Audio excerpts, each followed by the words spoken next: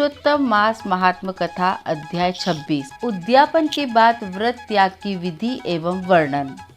महर्षि वाल्मीकि जी ने कहा, हे राजन, उद्यापन के बाद व्रत के समय धारण किए जाने वाले नियमों और निषेधों की समाप्ति हो जाती है। अतः अब सब प्रकार के पापों का नाश करने के लिए एवं भगवान की प्रसन्नता के निमित्त विधि पूर्वक जो नियम ग्रहण किए जाते हैं उन्हें छोड़ने की विधि बतलाता हूँ। हे राजन, अयाची व्रत में भोजन के लिए प्रथम ब्राह्मण को भोजन कराएं। अमावस को भोजन करने वाला व्रती दक्षिणा सहित गो का दान करे। आंवलों से स्नान करने वाला पुरुष दधी का दान करे। फलों के नियम वाला फलों का दान करे और तेल के साथ घृत का दान करे अथवा घृत के स्थान पर दूध देवें। धान्य के नियम में गेहूं और चावल दान करे। पृथ्वी पर सोने वाला गद्दा तकिया सहित बिस्तर विद्वान को दान करे। व्रत की पूर्णता के निमित्त 2.5 सेर अर्थात 2.5 किलोग्राम वजन की कांसे की परात अथवा थाली का दान करना चाहिए।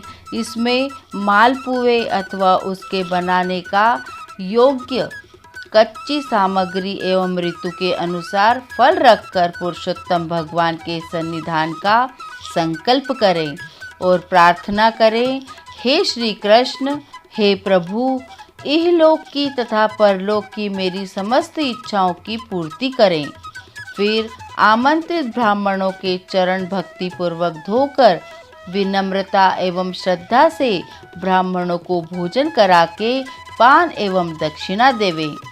कत्था, चूना, सुपारी, इलायची, लौंग आदि से संयुक्त पान जो भगवान को अति प्रिय है, आदर सहित देवें।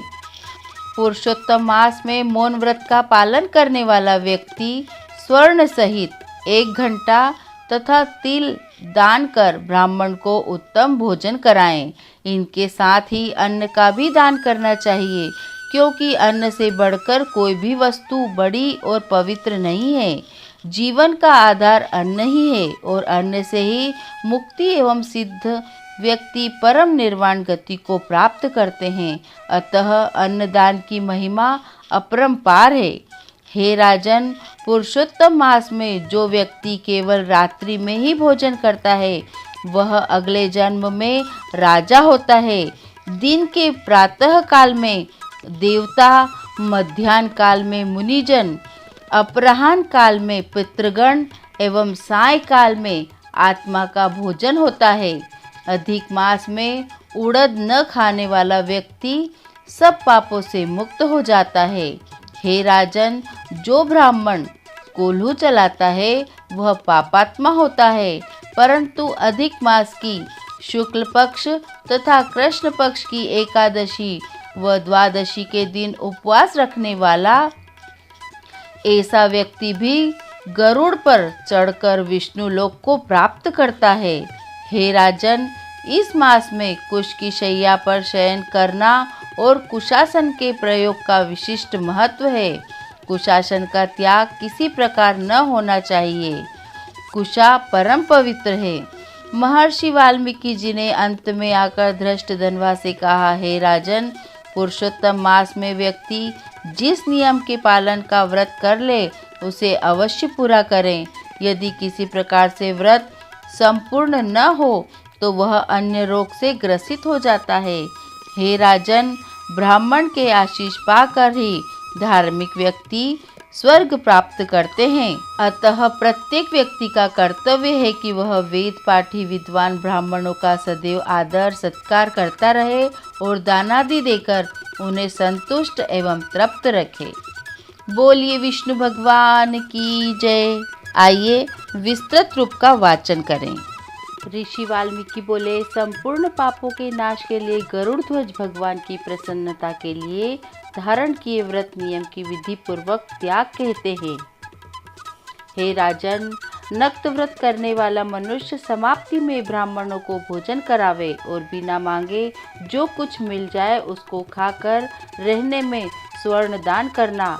अमावस्या में भोजन का नियम पालन करने वाला दक्षिणा के साथ गोदान देवे और जो आंवला जल से स्नान करता है वह दही अथवा दूध का दान देवे। हे राजन, फलों का नियम किया है तो फलों का दान करे।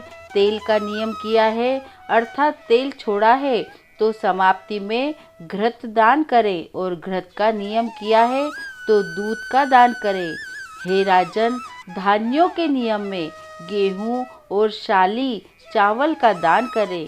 हे राजन, यदि पृथ्वी में शयन का नियम किया है तो रुई से भरे हुए गद्दे और चांदनी के सहित अपने को सुख देने वाले तकिया आदि रखकर शैया का दान करे।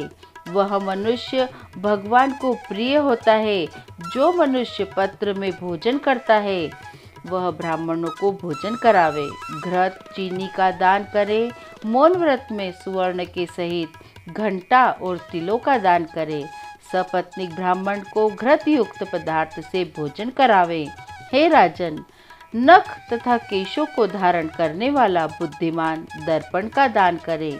जूते का त्याग किया है, जूते का दान करे। लवण के त्याग में अनेक प्रकार के रसों का दान करे। दीप त्याग किया है तो पात्र सहित दीपक का दान करे। जो मनुष्य अधिक पास में भक्ति से नियमों का पालन करता है वह सर्वदा वैकुंठ में निवास करता है। तांबे के पात्र में घृत और स्वर्ण की बत्ती रख कर दीपक का दान करे। व्रत की पूर्ति के लिए पल मात्र का ही दान देवे।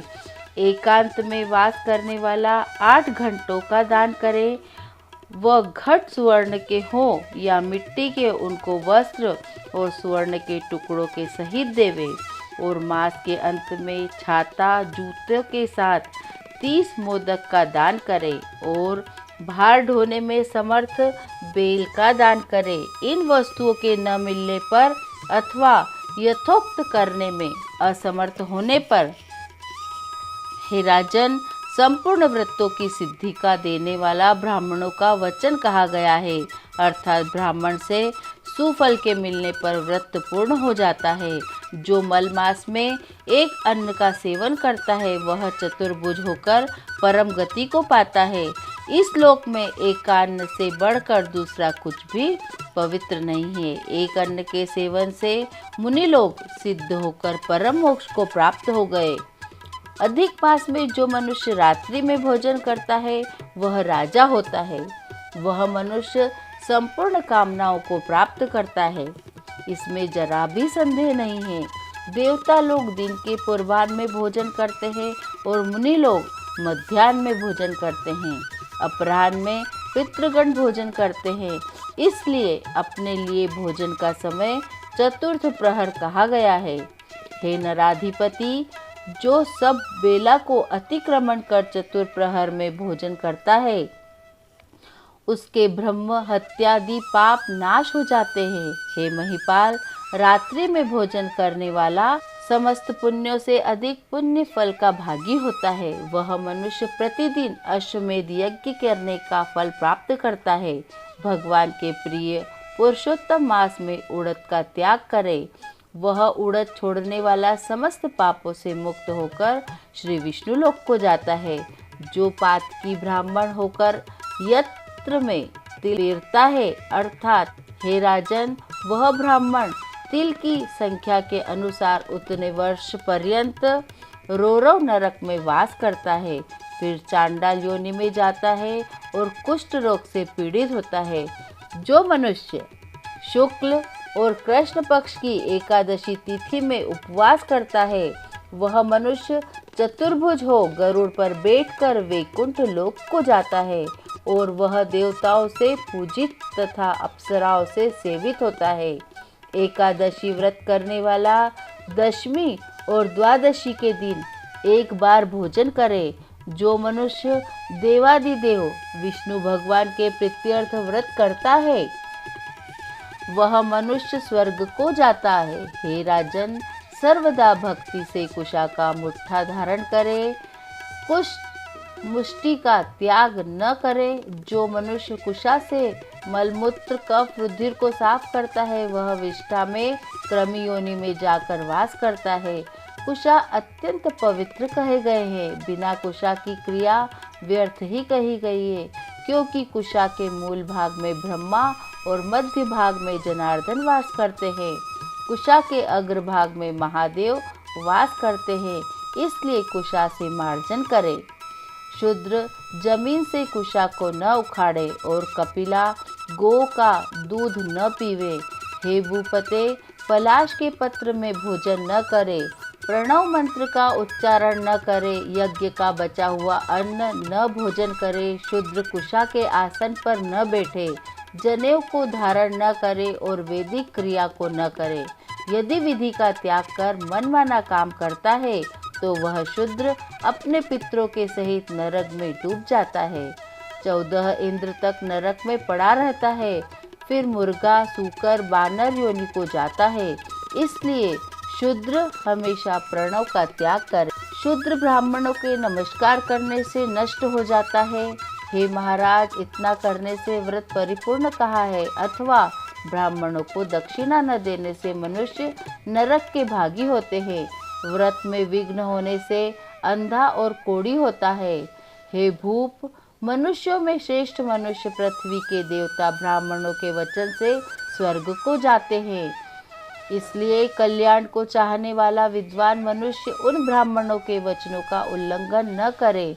यह मैंने उत्तम कल्याण को करने वाला, पापों का नाशक, उत्तम फल को देने वाला, माधव भगवान को प्रसन्न करने वाला, मन को प्रसन्न करने वाला धर्म का रहस्य कहा।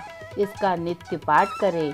हे राजन, जो इसको हमेशा सुनता है अथवा पढ़ता है वह उत्तम लोक को जाता है, जहाँ पर योगीश्वर श्री हरि भगवान वास करते हैं। बोलिए विष्णु भगवान की जय। इति श्री बृहन्नारदी पुराणे पुरुषोत्तम मासे महात्म षट्विंशो अध्यायः।